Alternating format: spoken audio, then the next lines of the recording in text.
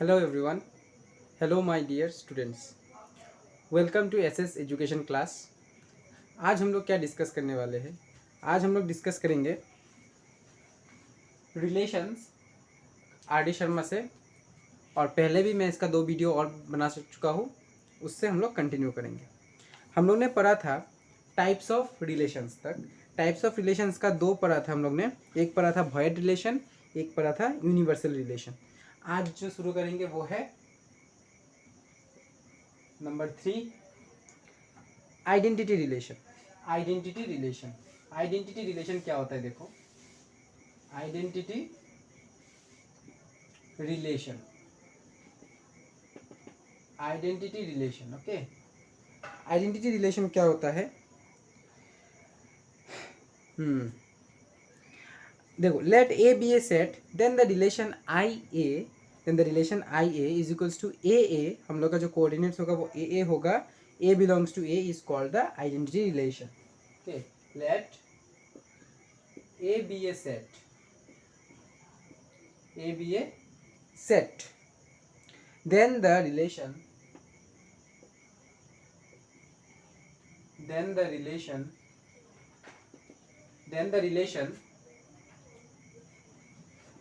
IA is equals to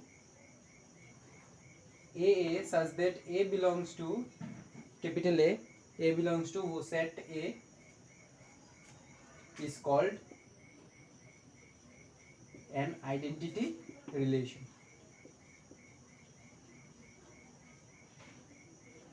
identity relation जिसमें हम लोग का जो कोऑर्डिनेट है वो दोनों सेम है. एग्जाम्पल अगर ए हम लोगों का 1 2 3 हुआ, देन आई ए जो होगा वो क्या होगा? देखो, 1 1 2 2 3 3. ये जो रिलेशन बन रहा है 1 1 2 2 3 3 is an identity relation. Identity वो क्या है? एक आइडेंटिटी रिलेशन है, क्योंकि दोनों हम लोग का सेम है.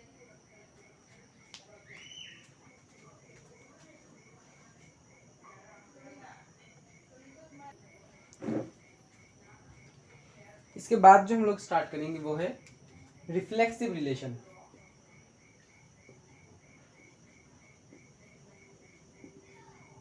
रिफ्लेक्सिव रिलेशन क्या होता है? देखो, a relation are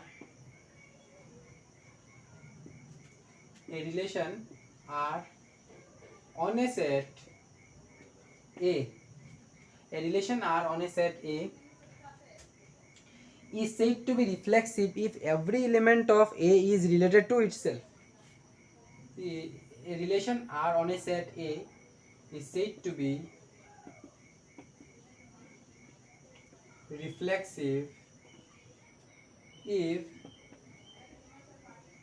every element of A is related to itself.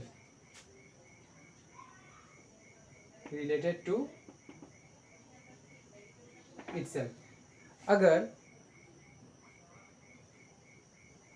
ए का एलिमेंट उसी एलिमेंट के साथ, जैसे अभी आइडेंटिटी रिलेशन किया था, उसके ही एलिमेंट के साथ अगर वो रिलेशन बनाता है, मतलब आइडेंटिटी एलिमेंट तो ऐसे ही है, identity relation is a reflexive relation, पर अगर उसी के एलिमेंट के साथ बनाता है तो हम लोग बोलेंगे वो जो रिलेशन है वो रिफ्लेक्सिव रिलेशन है.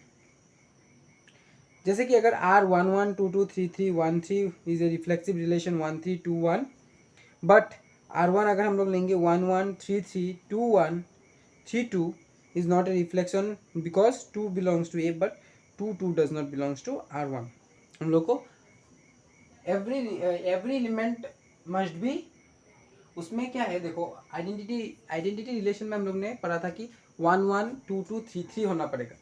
इसमें 1 1 2 2 3 3 तो होना ही है, क्योंकि एवरी एलिमेंट बोला है is related to the element of this, तो उसमें एवरी एलिमेंट लेना पड़ेगा. जैसे कि 2 2 है तो 2 2 रहना पड़ेगा इसमें. जैसे कि एग्जांपल नहीं है, देखो एक एग्जांपल देख लेते हैं. सबसे पहले डेफिनेशन देखो, a relation R on a set A is said to be reflexive उसको रिफ्लेक्सिव तब बोला जाएगा जब every element of A is related to itself, जब किसी जो ए का जो एलिमेंट है वो अपने दूसरे एलिमेंट के साथ रिलेशन में है। तो जैसे कि एग्जाम्पल इसका एक वो है, therefore R is reflexive, R reflexive होता है implies and implied by AA are in relation, okay, belongs to R for all A, belongs to R for all A belongs to A, ये वाला चीज important है।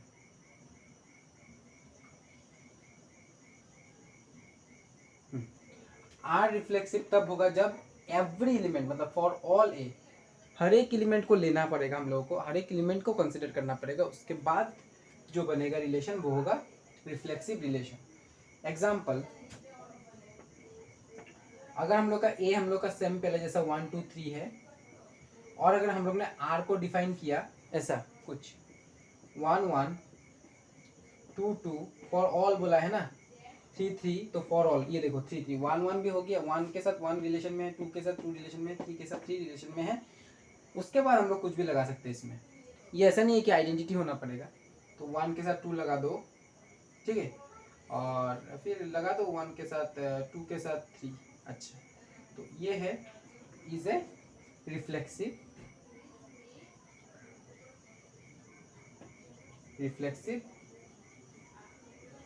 Relation. तो ये एक reflexive relation है, ये एक रिफ्लेक्सिव रिलेशन है। पर अगर हम लोग ऐसा लिखेंगे R1 और कोई भी एक सपोज जैसे मैंने मिटा दिया, इधर से 2 1 लिख दिया, तो इसमें जो 2 है, 2 इसमें 2 जो है वो 2 के साथ रिलेशन में नहीं कर रहे, देखो 2 1 के साथ कर रहे हैं और 2 किसी के साथ 2 के साथ नहीं कर रहे, तो 2 2 does not belongs to this, is not a relation on R because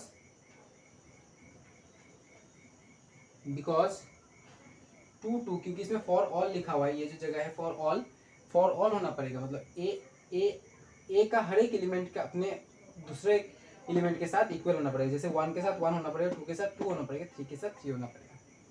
A reflexive relation because 2 2 does not belongs to क्या R1 में नहीं है, इसलिए R1 अपना रिफ्लेक्सिव रिलेशन नहीं है, नोट कर ले।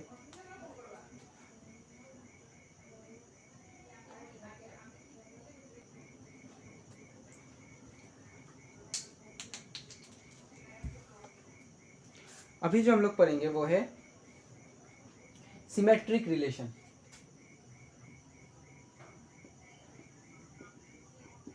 सिमेट्रिक रिलेशन क्या होता है? A relation R on a set A is said to be symmetric, if and only if मतलब दोनों साइड से ट्रू होना पड़ेगा।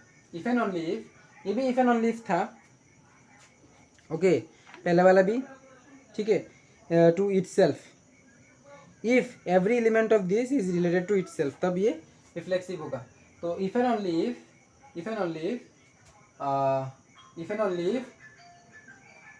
A B belongs to R implies and implied by B A belongs to R, तो जो B ए है वो भी आर में होना पड़ेगा for all a B belongs to A B belongs to A, मतलब a B belongs to R implies b A belongs to R for all a B belongs to, मतलब अगर 1 2 हुआ तो 2 1 भी रहना पड़ेगा, अगर 3 2 हुआ तो 2 3 भी रहना पड़ेगा, तब हम लोग बोलेंगे उसको सिमेट्रिक रिलेशन, उस रिलेशन में होना पड़ेगा, ठीक है। तो इसका और एक तरीके से भी देख सकते हैं हम लोग, जैसे कि हम लोग a related to R, a b related मतलब a related to b implies b related to a, तो ऐसा करके हम लोग प्रूफ कर सकते हैं बहुत सारा चीज, बाद में हम लोग देखेंगे A B belongs to a. तो ये चीज है, जैसे कि एग्जांपल में अगर 1 2 3 हम लोग का सेट है, ठीक है, 1 2 3 अगर हम लोग का सेट है, तो आर अगर मैंने एक रिलेशन बताया 1 1, तो 1 1 तो अपना 1 1 ही है, कोई बात नहीं, चलो अगर मैंने लिखा 2 3 तो 3 2 भी रहना पड़ेगा, अगर लिखा मैंने 3 1 तो तो 1 3 भी रहना पड़ेगा।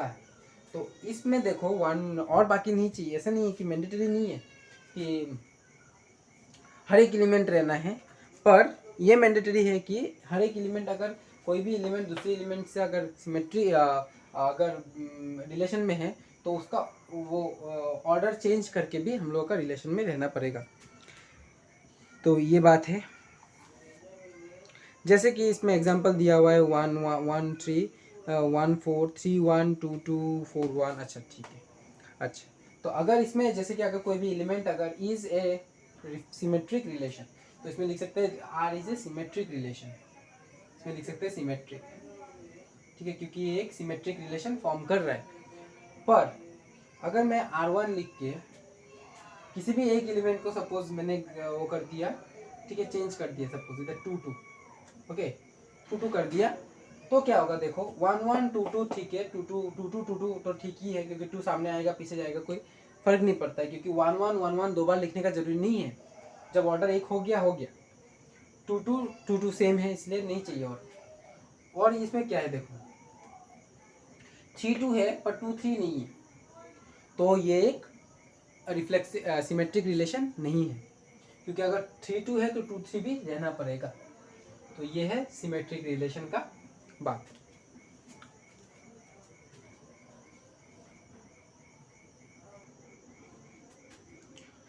नेक्स्ट जो हम लोग रिलेशन डिस्कस करने जा रहे हैं वो है ट्रांजिटिव रिलेशन। ये सब टाइप्स ऑफ रिलेशन है, तो ये सबको याद रखना है। ट्रांजिटिव रिलेशन, ट्रांजिटिव रिलेशन क्या होता है? A relation R on a set A is said to be transitive. Transitive.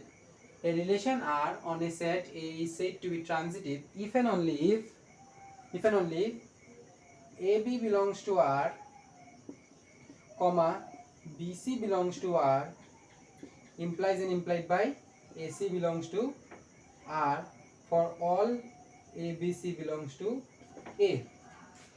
AC belongs to R, comma BC belongs to R मतलब दोनों एक साथ होना पड़ेगा, एंड भी दे सकते हैं इसमें, and BC belongs to R। अगर सपोज 1 2 रिलेशन में है और 2 3 भी रिलेशन में है तो 1 3 भी होना पड़ेगा, तब जाके हम लोग ट्रांजिटिव रिलेशन बोलेंगे।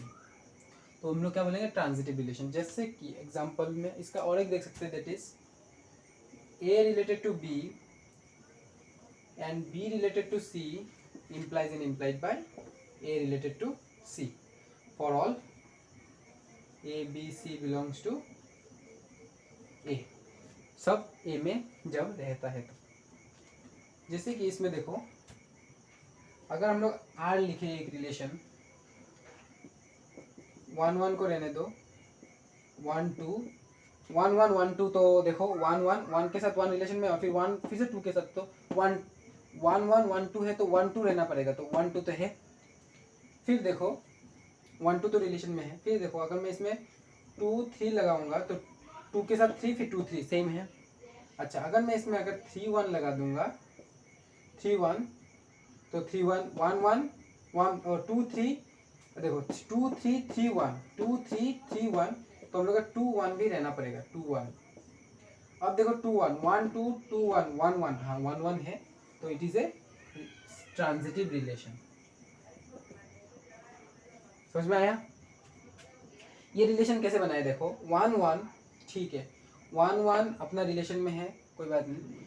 1 2 2 1, देखो 2 1 ये तो सिमेट्रिक भी बन रहा है थोड़ा थोड़ा, नहीं 1 2 3 3 2 नहीं है ना, इसलिए सिमेट्रिक नहीं है, और रिफ्लेक्सिव भी नहीं है क्योंकि 1 1 2 2 3 3 नहीं है, 1 1 है 2 2 3 3 नहीं है। तो ये ट्रांजिटिव रिलेशन है, जैसे कि 1 1 है 1 2 है, तो 1 1 1 2 1 1 2 रहना पड़ेगा, तो 1 2 तो है। फिर 1 के साथ 2 है, 2 के साथ 3 है, तो 1 3 चाहिए, तो 1 3 1 3, अरे इसमें 1 3 3 1 लगा दिया।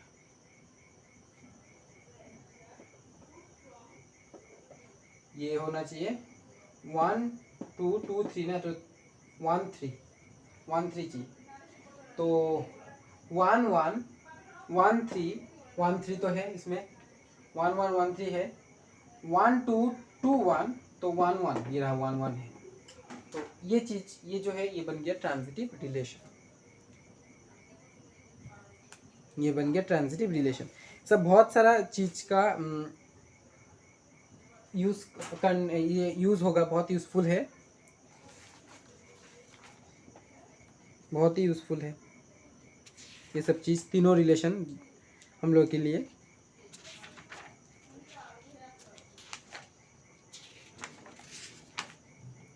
हम लोग को इक्विवेलेंस दिखाने में काम आता है। तो तीनों जो है, ये तीनों जो सीखा हम लोग ने, रिफ्लेक्सिव, सिमेट्रिक एंड ट्रांजिटिव, ये तीनों इक्विवेलेंस दिखाने के लिए काम आता है कि एक रिलेशन इक्विवेलेंस है कि नहीं, इक्विवेलेंस रिलेशन है या नहीं है। उसके बाद जो है वो asymmetric relation, asymmetric relation. Next जो है वो है asymmetric relation.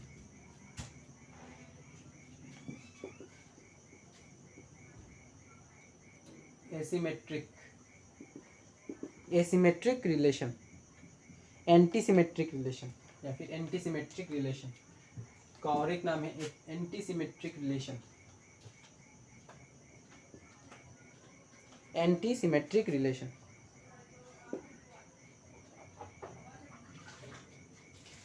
antisymmetric relation. A relation is said to be antisymmetric. Antisymmetric.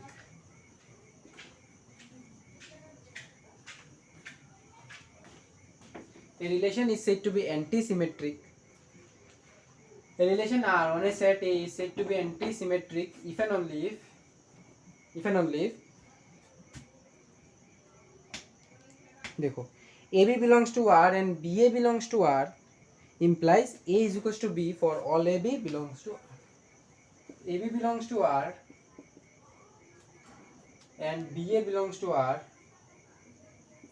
दोनों है, AB भी है BA भी है।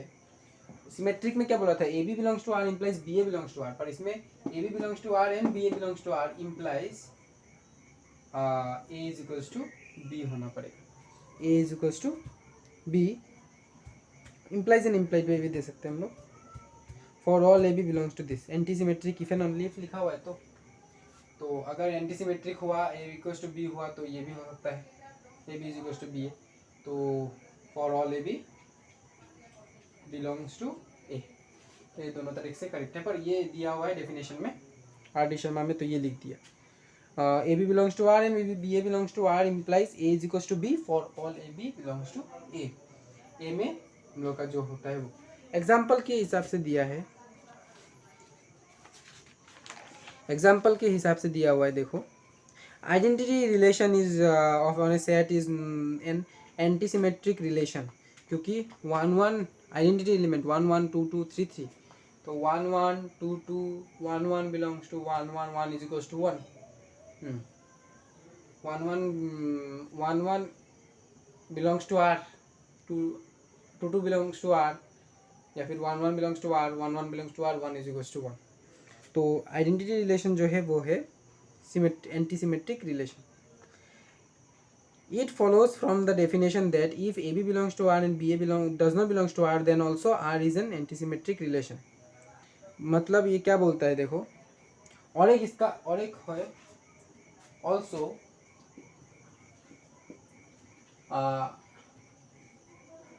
AB belongs to R